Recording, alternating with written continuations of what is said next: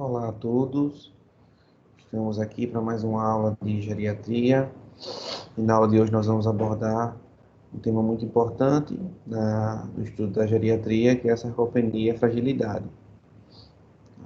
Essa aula está sendo gravada para que todos possam assisti-la novamente quando precisar, e eu vou deixar uma atividade para esse tema também. Vamos em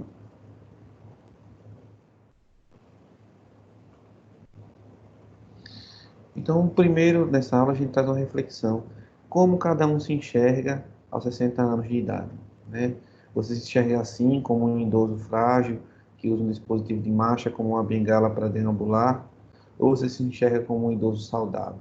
Então, nessa figura abaixo, a gente vê dois idosos totalmente diferentes, né?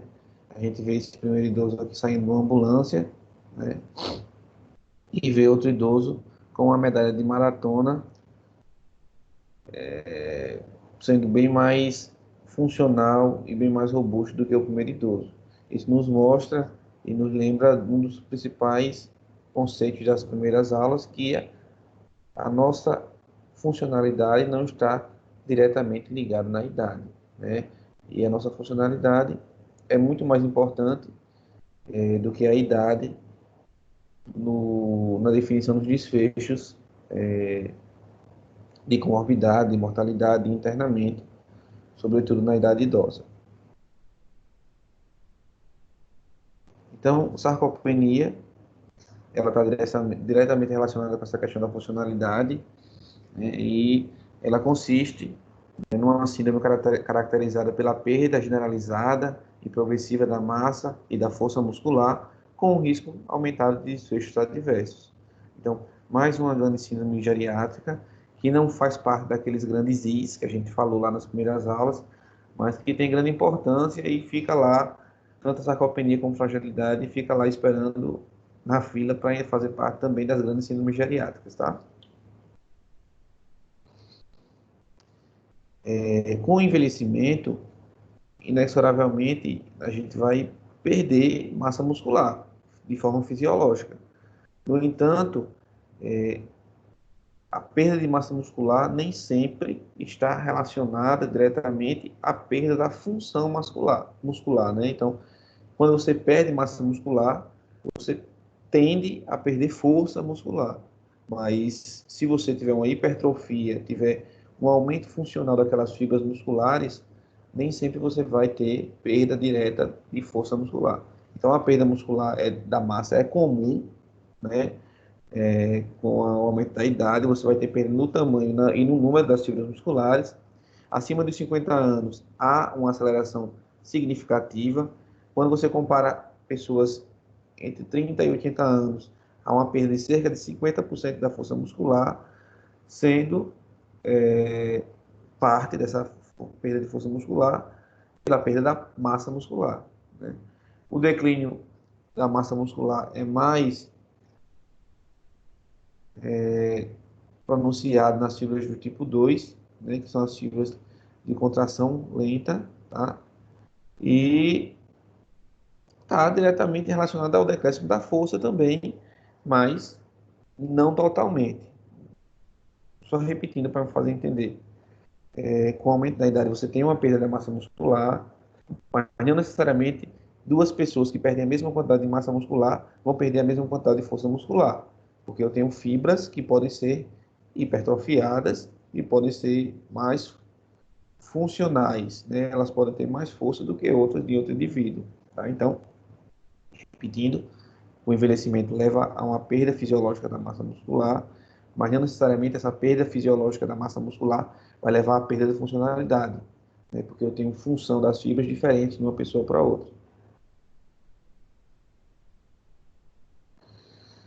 Então, a sarcopenia é uma causa potencial importante e reversível de morbidade e mortalidade de pacientes idosos, tá?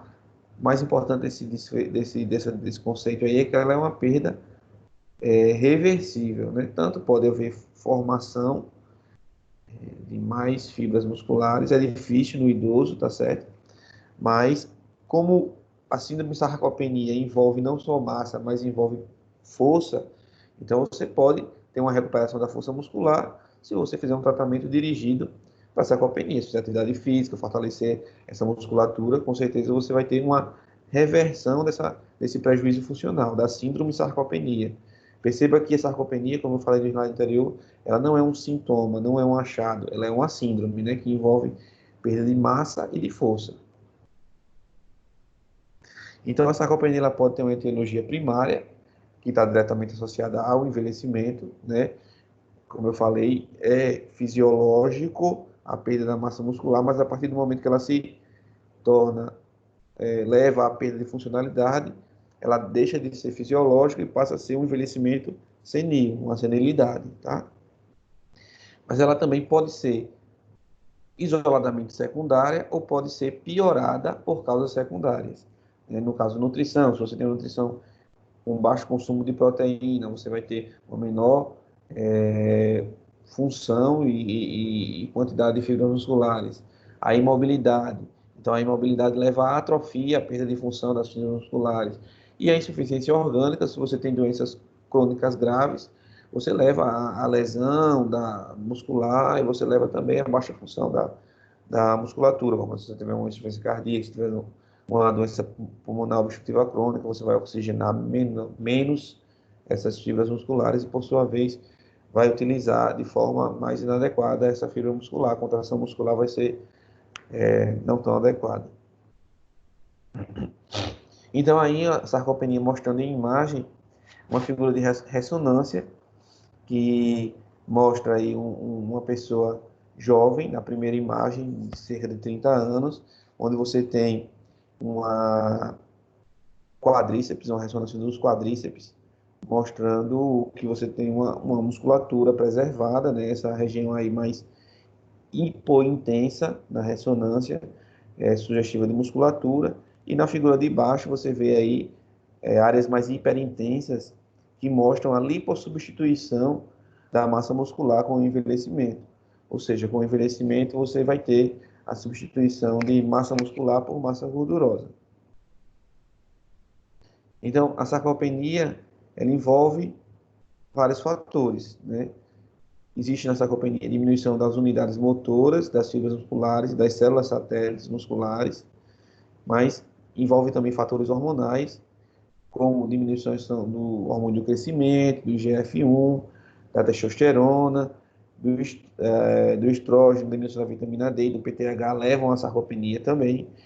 A disfunção mitocondrial e a apoptose, né? A teoria da citotoxicidade pode levar à sarcopenia, o aumento de fatores de necrose tumoral, interleucina 6, são fatores inflamatórios, pode levar à sarcopenia, ou seja, pacientes que são cronicamente inflamados, eles têm uma chance maior de desenvolver sarcopenia, que tem doenças reumatológicas, ou que tem doenças crônicas mesmo, qualquer doença crônica gera inflamação, né, que leva à anemia da doença crônica, e leva também à sarcopenia pela produção desses fatores inflamatórios.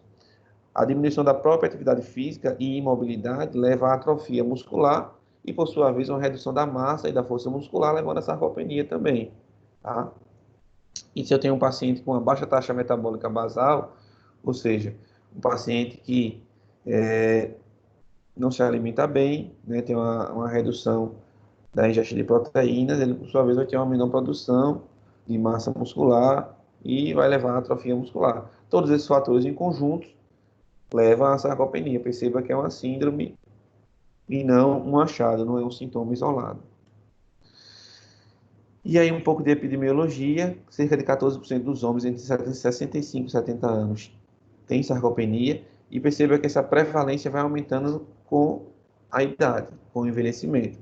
Se torna 20 a 24% nos homens entre 70 e 74 anos, vai para 27% nos homens de 75 a 80 anos e chega até 53% de prevalência nos homens maiores de 80 anos.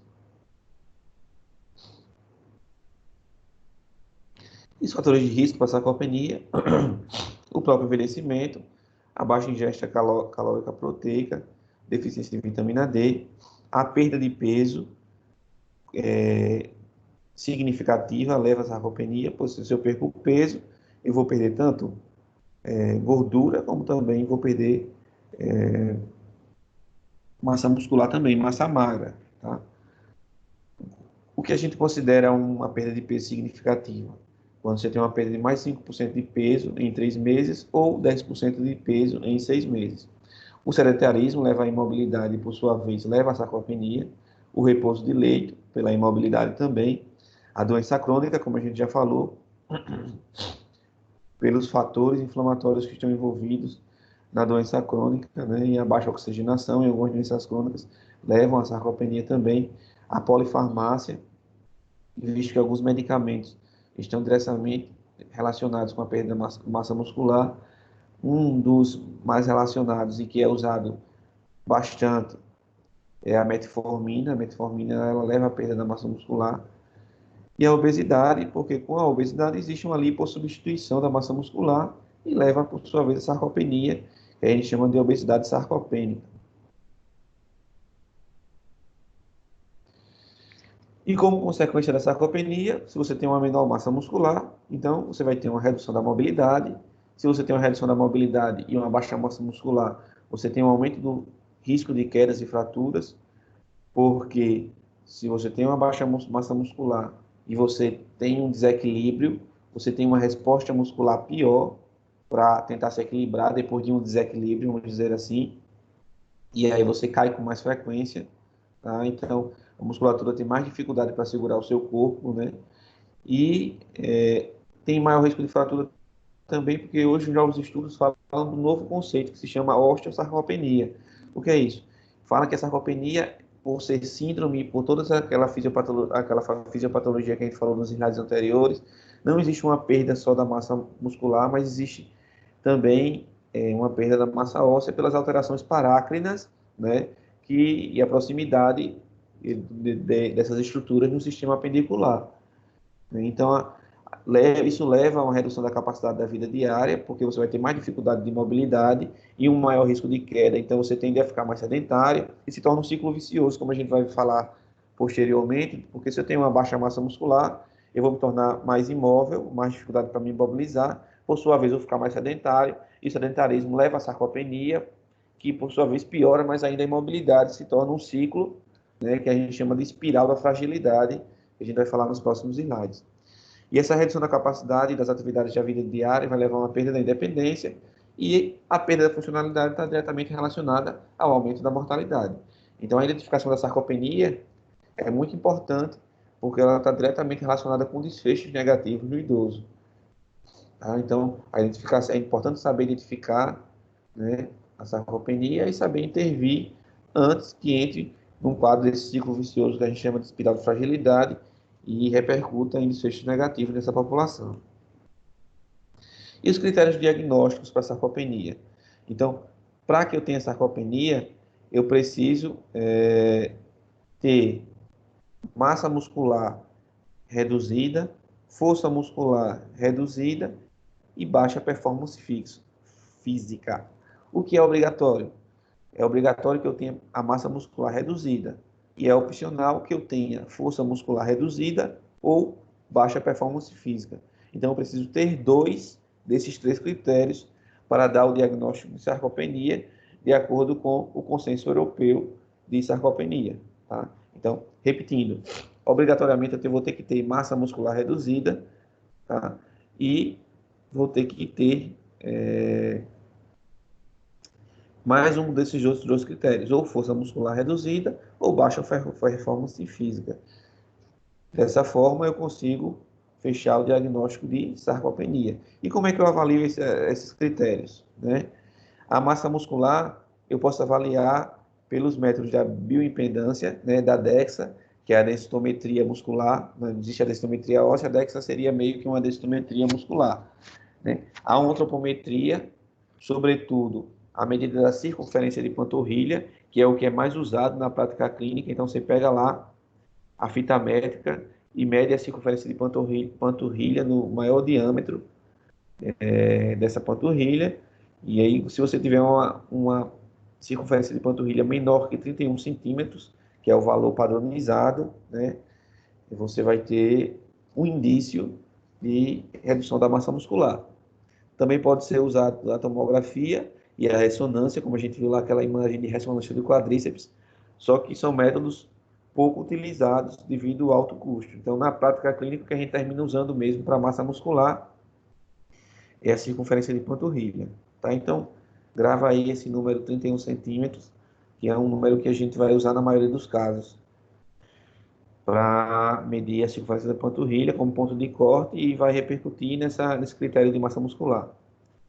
Outro critério é a força muscular. O método que a gente mais usa é a força de preensão palmar, né, que acho que a gente vai ter aqui mais para frente. A gente chega lá já, mas eu vou falar aqui um pouco sobre a força de preensão palmar, que você vai pegar o dinamômetro, que eu vou mostrar a imagem dele mais para frente, e você vai pedir para o paciente usar a mão dominante dele e apertar com toda a força, né? Dinamômetro ao aparelho, você aperta aqui a preensão palmar, que até a gente utiliza quando vai tirar a carteira de motorista, lá na avaliação médica, para ver se você tem força de segurar no volante para dirigir. O médico lá, perito lá do Detran, ele usa o dinamômetro para ver nossa força de pressão palmar, não sei se vocês lembram. E aí, ele mede a força, e aí tem os pontos de corte, divididos por sexo e IMC, tá? Outra forma de você medir a força muscular é a força de extensão do joelho. A gente geralmente não usa, mas tem um aparelho que você vai amarrar na perna, né, na região da tíbia, e com um elástico, e você vai tentar estender o joelho, e aí vai ter um aparelho que vai medir a força com que você tentou estender aquele elástico. E aí também tem os pontos de corte, para ver essa questão da força muscular, se deu reduzido ou normal. Eu nunca vi esse método na prática, só realmente lendo, né, estudos. E o pico de fluxo expiratório, que é outra forma de você medir a força muscular, visto que se você tem essa sarcopenia, você tem uma perda de massa muscular generalizada, inclusive da musculatura respiratória. Então você faz a espirometria e quando você faz a espirometria, uma das medidas que sai lá é o pico de fluxo expiratório e tem os pontos de corte também para a idade e vai conseguir dar o diagnóstico de sarcopenia também, um dos critérios, né, a diminuição da força muscular. O desempenho físico é feito de várias maneiras, né? Existem várias baterias e vários scores de teste para a medida do desempenho físico. O que a gente usa mais é a velocidade da marcha, que a gente vai falar um pouco mais na frente. Então, aqui são os pontos de corte, como eu falei, para a força de pressão palmar, de acordo com o IMC e o sexo, né? Então, para pacientes homens com IMC menor que 24, ou seja, pacientes mais magros, você vai ter um ponto de corte de força de pressão palmar de 29, ou seja, você apertou lá o dinamômetro, como eu falei. Se você tiver uma força de pressão palmar menor que 29, é sugestivo de diminuição da força muscular e vale lá como critério para sarcopenia. A mesma coisa para essas outras situações, né? O homem mais sobrepeso, a mulher abaixo do peso e sobrepeso. Não precisa decorar esses pontos de corte. Toda vez a gente checa nas tabelas, tá certo? Cada referência traz um ponto de corte diferente, mas que não são tão diferentes assim, são bem próximos uns dos outros, né? A gente usa mais os pontos de corte do consenso europeu de sarcopenia, que são esses aí. Então, a medida de massa muscular é feita dessa maneira que eu falei, né? Pode usar circunferência de panturrilha, pode usar bioimpedância ou DEXA, que seria a densitometria muscular. É o padrão ouro, DEXA, mas ainda é pouco difundido porque termina sendo uma forma mais cara para medir essa massa muscular e é menos disponível. Então a gente não usa tanto. Tem esses pontos de cortes, né, que aí tem descritos aí por esse autor, mas termina que a DEXA fica mais para ser usada em trabalhos, né, em estudos científicos. Na prática clínica, a gente usa muito mais a circunferência de panturrilha, como eu falei inicialmente, que a gente usa o ponto de corte de menos de 31 centímetros, tem uma sensibilidade baixa e uma especificidade alta. Por quê? Porque quando o paciente é magro e ele é muito magro, ele com certeza ele vai ter uma perda de massa muscular. E você vai, quando medir a circunferência de panturrilha, ela com certeza vai dar menor que 31 centímetros, porque realmente o paciente é magrinho, né? Mas quando você tem um paciente obeso e você medir lá a circunferência de panturrilha dele, pode ser, e na maioria das vezes vai acontecer, é, desse, dessa circunferência dar mais de 31 centímetros. E isso não quer dizer que ele não seja um paciente sarcopênico, porque, na verdade, a circunferência vai dar maior de 31 centímetros por causa da massa gordurosa do paciente. Então, ele tem uma sensibilidade baixa em pacientes que são um pouco mais de peso normal ou do sobrepeso, mas nos pacientes abaixo do peso, ela tem uma sensibilidade boa, especificidade boa, né? De forma geral, a sensibilidade não é tão boa, mas quando dá positivo, ou seja, quando a circunferência de panturrilha de menor que 31 centímetros, ela tem, geralmente, ela vai coincidir com a DEXA e tem uma taxa de concordância boa, podendo ser confiável, tá? Então, quando dá negativo, quando é maior que 31 centímetros, não exclui a diminuição da massa muscular, e aí você vai ter que lançar mão de outros métodos, como a bioimpedância e a densitometria. A bioimpedância, que eu ainda não falei, é aquele aparelho lá que geralmente os nutricionistas usam, né, que mede a massa, que diz que fala sobre a sua idade real, né, que tem a sua idade cronológica e a sua idade corporal, né, que diz, você tem muita gordura, pouca massa muscular, você está velho, fisiologicamente mais velho. Não sei se vocês já passaram por alguma avaliação nutricional onde foi passado isso. Que tem esses pontos de corte, né, mostrado aí por Janssen, que é outro autor. No entanto, a bioimpedância ela não é um instrumento muito bom para medida de massa muscular, porque tem vários fatores confundidores, né?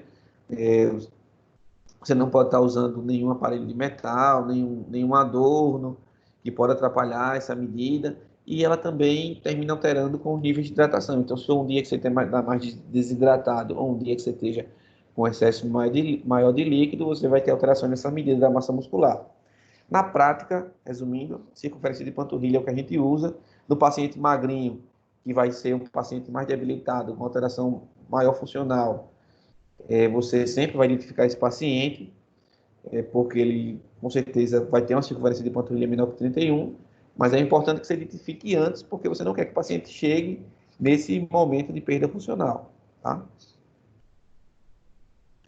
Então, aqui é um fluxograma interessante para a medida para o diagnóstico da sarcopenia, né, sugerido pelo Conselho Europeu de Sarcopenia, em que ele começa a avaliação do paciente pela velocidade de marcha. Como é que vai funcionar isso aí? Você vai pegar um corredor de 4 metros, vai marcar com uma fita ou uma distância de 4 metros e vai pedir para o paciente fazer esse percurso. Se o paciente tiver uma velocidade de marcha menor que 0,8 metros por segundo, como é que você vai, como é que eu vou quantificar essa velocidade, né? Vai o tempo que ele vai gastar. Então, se o paciente gastar mais de 5 segundos para percorrer uma velocidade de 4 metros, ele vai ter uma velocidade de marcha menor que 0,8 metros por segundo. Então, se ele tiver uma velocidade menor que 0,8 metros por segundo, você vai quantificar a massa muscular desse paciente. Se a massa muscular pela circunferência de panturrilha for baixa, você vai ter sarcopenia, ou seja, teve dois critérios: redução da velocidade de marcha, que é o desempenho físico, e redução da massa muscular. Dois critérios de sarcopenia. Se o paciente tem uma velocidade de marcha reduzida, mas tem uma massa muscular normal, ele não tem sarcopenia. Você vai ter que identificar outra causa para essa redução da velocidade da marcha. Pode ser uma causa neurológica, enfim. Se, por sua vez, você avaliar a velocidade de marcha lá em cima, tem a velocidade de marcha maior que 0,8 metros por segundo, você vai avaliar a força de pressão palmar. Se for normal, o paciente não tem sarcopenia. Se for baixa, você vai quantificar a massa muscular de novo. Lembrando que a massa muscular baixa é um critério obrigatório para diagnóstico de sarcopenia. Então, por isso que ele foi para esse outro lado do fluxograma. Se a quantidade de massa muscular for baixa, o paciente tem sarcopenia. Então, é um fluxograma simples, é um diagnóstico simples, que todo mundo deve saber, tem que saber, para conseguir identificar precocemente esse quadro de sarcopenia.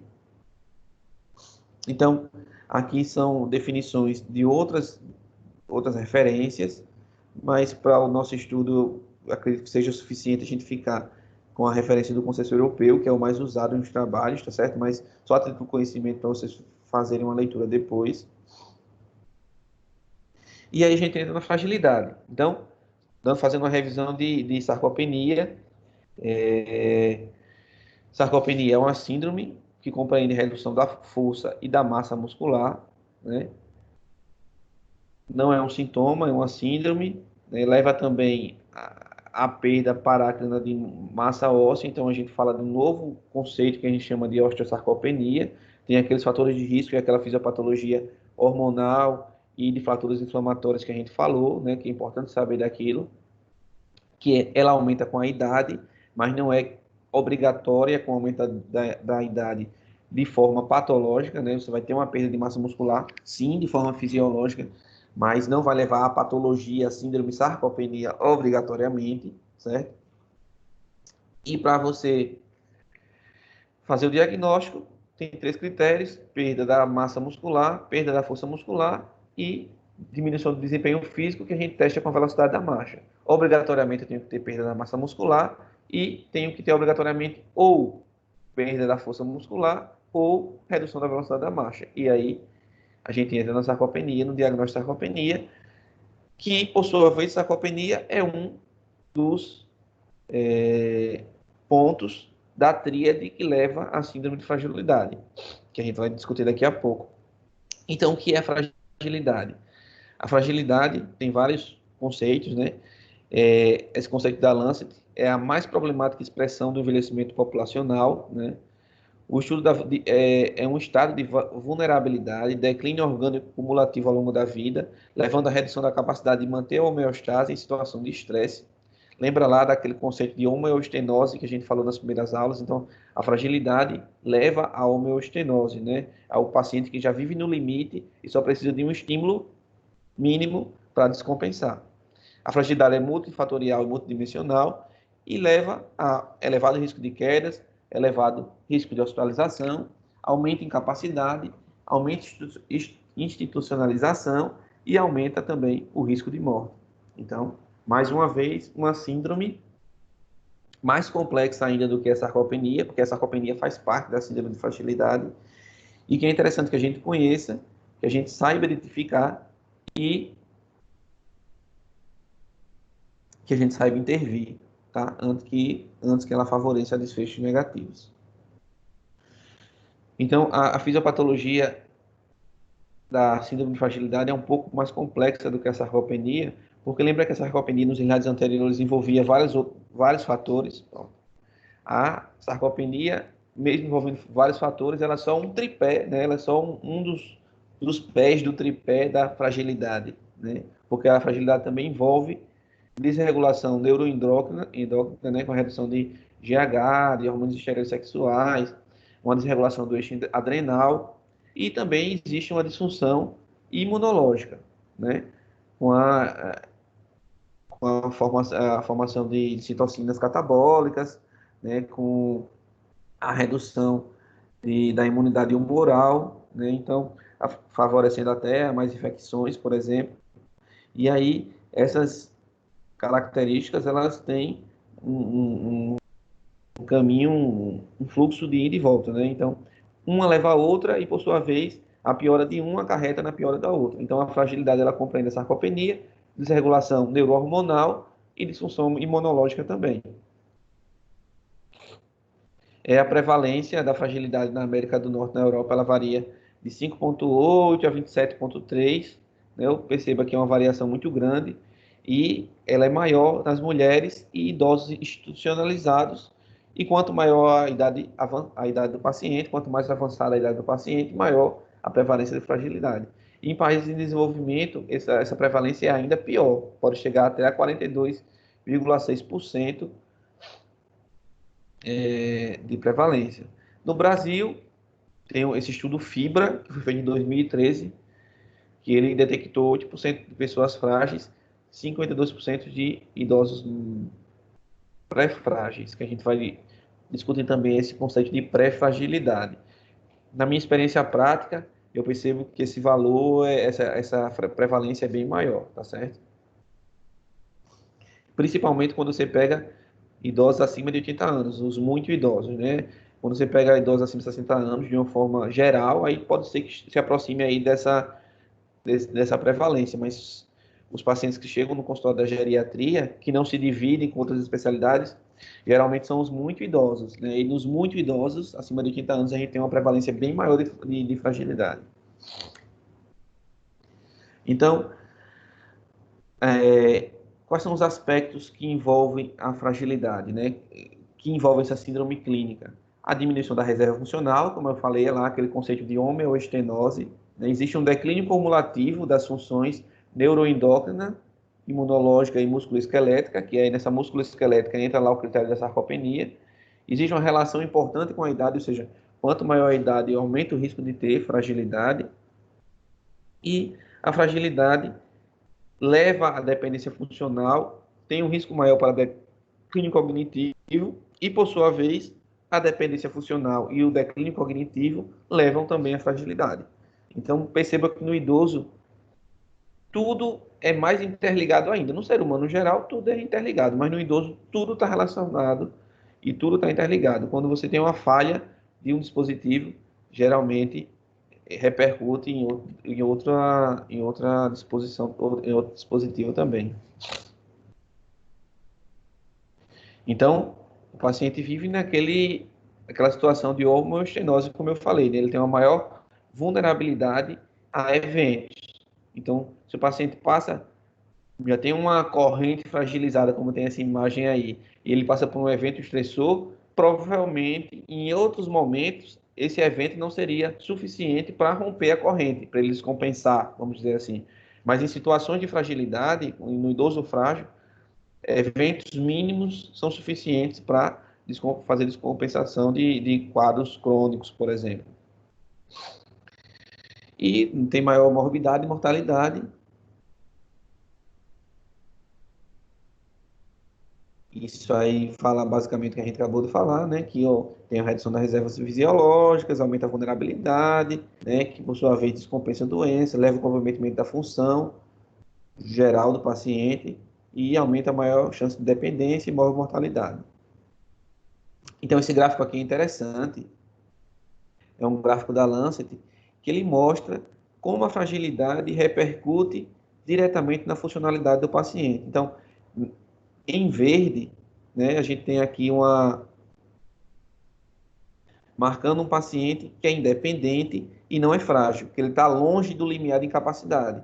Então, ele vai passar por uma doença de menor gravidade, como, por exemplo, uma infecção urinária, e ele não vai ultrapassar essa linha tracejada que a gente chama de limiar de incapacidade. Ou seja, ele vai, mesmo passando pelo estresse agudo, ele vai continuar uma pessoa independente, sem perda funcional. No paciente frágil, que está mostrando ali em vermelho aí, ele era independente, mas passou por uma doença de menor gravidade. Durante a doença aguda, ele se tornou dependente, ele ultrapassou o limiar de incapacidade, se tornou um idoso dependente. Quando ele se recuperou da doença aguda, ele tanto demorou mais, por ser frágil, um idoso frágil, para se recuperar da doença aguda, como por exemplo a infecção urinária, e quando ele se recuperou, ele atingiu um platô inferior ao platô prévio que ele tinha. Então percebam que a fragilidade, ela aumenta o risco de perda funcional diante de eventos agudos. Perceba também que esse paciente já ficou aí praticamente em cima do limiar de fragilidade, que é essa linha tracejada. Se ele tiver um novo evento agudo, provavelmente ele vai ultrapassar esse limiar de incapacidade de forma definitiva e vai se tornar dependente para sempre. Então, o drama é justamente esse: identificar os pacientes com fragilidade de forma precoce para tentar prevenir esses eventos agudos ou intervir nessa fragilidade de uma forma geral para que o paciente consiga subir um pouco mais a esse platô prévio de independência para quando ele tiver um evento agudo ele não ultrapasse o limiar de incapacidade. Esse gráfico aí é muito interessante porque ele descreve bem o drama da síndrome de fragilidade. E aí, como avaliar a fragilidade? Como dar o diagnóstico de fragilidade? Então, dentro da fragilidade, da síndrome de fragilidade, a gente tem alguns critérios semelhantes da sarcopenia e temos algumas coisas novas. Então, a gente tem 5 critérios para fragilidade. Dentre esses 5 critérios, a gente precisa ter pelo menos 3 para dar o diagnóstico de fragilidade, tá? Se tivermos 1 ou 2, a gente dá o diagnóstico de pré-fragilidade, um paciente pré-frágil. Primeiro critério, perda de peso. Então, se eu tenho uma perda referida de 4 a 5 quilos, depende da referência, ou um peso maior que 5% do peso corporal em um ano, primeiro critério positivo. Exaustão, né, é outro critério. Então, exaustão autorreferida, na maior parte do tempo, e 3 ou 4 dias por semana, a gente considera também como exaustão positiva. Geralmente, a gente no consultório leva esse critério exaustão de forma meio que subjetiva, né? Existe, claro, os scores para definir essa exaustão, como esse CSD aí, que é um score de avaliação de depressão, e a maioria dos scores de exaustão estão relacionados com depressão, então meio que a gente, na prática clínica, a gente utiliza essa exaustão autorreferida, né? O paciente diz, eu não tenho força, não tenho energia, não consigo fazer nada, não tenho disposição para fazer as minhas atividades que eu sempre fiz. Então a gente considera esse critério de exaustão. Fica meio subjetivo, mas você também pode aplicar um desses scores como o CSD e para caracterizar a exaustão. A redução do gasto energético ou baixa atividade física, ou seja, um paciente sedentário, o que é que você vai querer avaliar isso aí? Se o paciente é sedentário, né? Então um paciente que tem esse gasto energético menor que 383 calorias semanal em homens ou menor que 270 quilocalorias semanal em mulheres, positiva para esse critério. Existe esse critério aí, questionário de Minnesota, que você pode aplicar. Na prática clínica também a gente termina não tendo tempo de aplicar todos esses questionários, então um paciente que é sedentário, você pratica atividade física? Não consigo praticar atividade física, não tenho disposição, não consigo. Termina que a gente considera aí no desempate que o paciente tem redução do gasto energético também. Eita, balançou aqui. Redução da velocidade da marcha, a gente pode usar aquele teste da velocidade da marcha, que usou lá no sarcopenia, o mesmo teste, não tem problema, e pode usar o Time Up and Go, né? O Get Up and Go, que é onde o paciente você faz uma linha de 3 metros, coloca o paciente para sentar numa cadeira, pede para ele levantar-se, andar 3 metros e voltar, sentar na cadeira. E tem os pontos de corte também. Se o paciente estiver abaixo dos pontos de corte, você caracteriza também como uma redução da velocidade da marcha. Na prática, a gente termina usando aquele mesmo teste de velocidade da marcha na maioria das vezes e tem uma sensibilidade e especificidade bem parecida. Tá? E outra avaliação que a gente faz também aqui na fragilidade é a redução da força de pressão palmar, lá com o hand grip, que é o esfigmomanômetro, não, dinamômetro, e usa aqueles pontos de corte lá do consenso europeu que eu mostrei também nos slides de sarcopenia. Então, aqui uma imagem mostrando como é que funciona um dinamômetro, um dinamômetro para a força de pressão palmar. Então, como é que você faz a medida da força de pressão palmar? Pede o paciente para segurar o dinamômetro, né, com a mão dominante, no caso, no meu caso, direita, né, com um ângulo de 90 graus, e pede para o paciente apertar 3 vezes, com toda a força que ele tiver, e você vai fazer aí uma média dessas 3 vezes, para considerar a força de pressão palmar do paciente. E aí mostrando o Get Up and Go, né? Tem uma cadeira, o paciente vai levantar, andar 3 metros, voltar e sentar novamente. Se estiver abaixo dos pontos de corte, você considera uma redução da velocidade da marcha. Então, aqui mostrando outra referência quanto ao IMC e força de pressão palmar em homens e mulheres, né? E aqui mostrando a repercussão da redução da velocidade de marcha de acordo com quanto de velocidade de marcha está reduzido e a repercussão que tem. Por exemplo, se o paciente tem uma velocidade de marcha acima de 1,3 metros por segundo, né, ele tem essa forma física.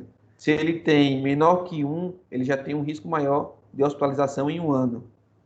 Se ele tem menor que 0,8, que é o nosso ponto de corte lá para dar o diagnóstico de sarcopenia, ele já tem aumento da incapacidade, da mobilidade, das atividades da vida diária. Se ele tem menor que 0,65, ele tem uma maior chance já de morte em 6 meses se ele é um paciente com doença coronariana grave. Perceba que cada ponto de corte de velocidade de marcha, abaixo, eu vou piorando o meu prognóstico. Então, uma coisa que a gente não leva em consideração, geralmente nas consultas clínicas dos médicos não geriatras, mas que tem uma repercussão direta na mortalidade do idoso. Então, se você vê, entrando no seu consultório, aquele idoso com a chave do carro pendurada na calça, andando tranquilo, mexendo no celular, você diz, ó, esse cara é um cara já mais tranquilo, não, veio sozinho, não vou precisar me preocupar tanto com ele, porque provavelmente esse paciente aí não é um paciente tão frágil, não é um paciente frágil, é um paciente robusto, que eu vou ter que me preocupar no controle de doenças dele, como se fosse um adulto jovem. Agora, chega um paciente idoso no seu consultório, que já está com uma bengala, ou que a família vem segurando na mão, do lado para ajudar a andar, ou você percebe que ele vem andando sozinho, mas já tem uma dificuldade de marcha, já tem a base mais alargada da marcha. Então, você diz, esse paciente aí, eu vou ter que ter mais cuidado com ele, tem um prognóstico pior, eu vou ter que ver se ele tem fragilidade. Os critérios e metas para esse paciente já são diferentes. Não sei se vocês lembram lá nas primeiras aulas que a gente teve do controle da hipertensão e do controle de diabetes. Varia também de acordo com a fragilidade. Então, se eu tenho um idoso frágil, minhas metas de nível de pressão e metas de níveis glicêmicos para ele já são diferentes, níveis de colesterol são diferentes. Então, é outro idoso, é outra pessoa, e é nesse paciente frágil que o geriatra vai conseguir intervir de forma diferenciada, como nenhum outro profissional. E que isso vai fazer diferença e repercutir na mortalidade do paciente. E aí a fragilidade leva a alterações orgânicas, né? No sistema nervoso central, por exemplo, pacientes frágeis têm maior risco de delírio, têm maior probabilidade de declínio cognitivo e demência, têm maior taxa de declínio cognitivo. No sistema endócrino, ele tem menor níveis de IGF-1, tem menor nível de testosterona, aumento do cortisol basal, ou seja, é um paciente mais inflamado. No sistema imunológico, tem maior taxa de fatores inflamatórios e uma menor capacidade de reagir a estímulos nocivos. E no sistema musculoesquelético, a redução da massa, por sua vez, maior chance de queda, menor funcionalidade, menor capacidade de se mobilizar. Então, perceba que o problema é bem grande, né? E aqui mostrando a famosa espiral da fragilidade. Ou seja, um paciente, por exemplo, que tem uma subnutrição crônica, tem uma ingestão inadequada, por exemplo, de proteínas e deficiência de micronutrientes, ele tem um balanço energético negativo. Ou seja, falta energia, falta calorias para ele. E aí ele vai levar a uma perda de peso. Se ele perde peso, ele também perde massa muscular, que leva à sarcopenia, né? A subnutrição crônica com baixo consumo de proteínas também vai levar um balanço nitrogenado negativo, não só um balanço energético, e esse balanço nitrogenado negativo vai levar a uma perda de proteínas ou uma baixa formação de massa muscular, que leva à sarcopenia. A sarcopenia, por sua vez, reduz a taxa de metabolismo basal e reduz o gasto energético basal, ou seja, termina que o paciente se movimenta menos e gasta menos energia. Gastando menos energia, ele vai comer menos, comendo menos, ele vai ter uma subnutrição crônica, levando a esse ciclo vicioso aí da sarcopenia, mas que não se limita a esse ciclo, porque a sarcopenia também leva a uma baixa resistência da força, uma diminuição da velocidade da marcha, uma baixa atividade, menor gasto, por sua vez, também é uma menor necessidade de consumo de alimentos, que vai levar à sarcopenia de novo. A sarcopenia também reduz a demanda, né, de oxigênio e leva também a redução da velocidade da marcha, entrando de novo no ciclo. Por isso que a gente não chama de ciclo, chama de espiral da fragilidade. A velocidade da marcha leva à perda de funcionalidade, né, como a gente já falou. A perda de funcionalidade leva a baixas atividades, que entra de novo no ciclo. A desregulação neuroendócrina também leva à anorexia, que leva à subnutrição e entra de novo no ciclo, na espiral. A senescência músculo-esqueleto, ou seja, em cima de tudo isso ainda tem a perda músculo-esqueleto fisiológica, né? A doença também leva à perda da massa muscular, doenças crônicas, inflamatórias também, principalmente. E aí essa é a famosa espiral da fragilidade, tá? E as causas de fragilidade?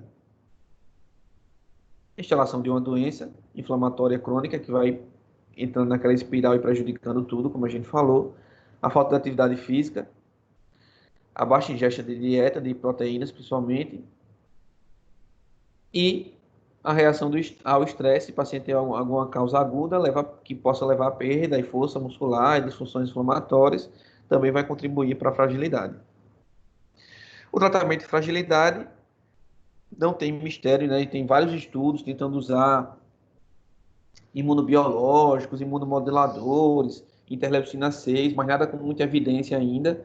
Então, o tratamento da fragilidade se baseia em coisas simples, que a gente tem que intervir, identificar de forma precoce os pacientes pré-frágeis, para intervir de forma precoce com medidas simples, como o exercício físico resistido, né? Então, exercício físico aeróbico não serve para tratamento de fragilidade, tem que ser exercício de força muscular, para aumentar a força e massa muscular, uma dieta adequada, com consumo adequado de proteínas. No idoso normal se recomenda 1 grama por quilo de proteína por dia. No paciente com fragilidade, a gente recomenda até 1,5 grama por quilo por dia de proteína, se ele não tiver contraindicações, tá? Para essa dieta mais hiperproteica. O tratamento da disfagia orofaríngea, porque se o paciente tem disfagia, se ele tem alteração de cavidade oral, se ele não tem uma mastigação adequada, ele não vai conseguir comer bem, sobretudo não vai conseguir comer bem proteína. Então, os cuidados com a cavidade oral são bem importantes no paciente frágil e pré-frágil, tá? E o tratamento de doenças coexistentes, porque se eu tenho uma doença coexistente estável, eu não vou estar produzindo aqueles fatores inflamatórios, não vou estar causando descompensações da doença crônica, que por suas vezes vão repercutir diretamente na síndrome de fragilidade. Então aqui tem um algoritmo para a gente finalizar com o manejo da síndrome de fragilidade em idosos, né? Então tem os critérios de perda poderal, exaustão, redução da velocidade da marcha, baixo gasto energético, redução da força de preensão palmar. Se eu tenho um ou dois critérios, tenho um paciente pré-frágil, aí vou rastrear e controlar as morbidades, programar atividade física, avaliação nutricional e suplementar o paciente, principalmente suplementação proteica, para evitar que esse paciente pré-frágil vire um paciente frágil. E pesquisar e tratar causas de perda involuntária de peso, né? No caso, neoplasia, depressão, alteração da cavidade oral, e tudo isso leva à causa de perda involuntária de peso.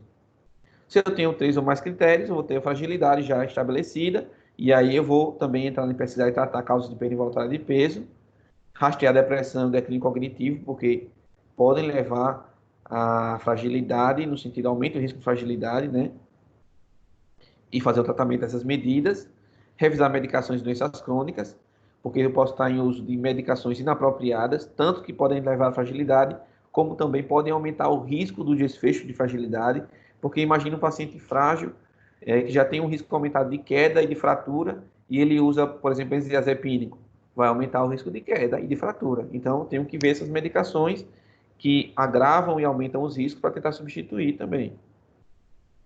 A abordagem nutricional, né? Fazer a avaliação da deglutição, da disfagia, tratamento dentário, da saúde bucal, promover a suplementação quando necessário.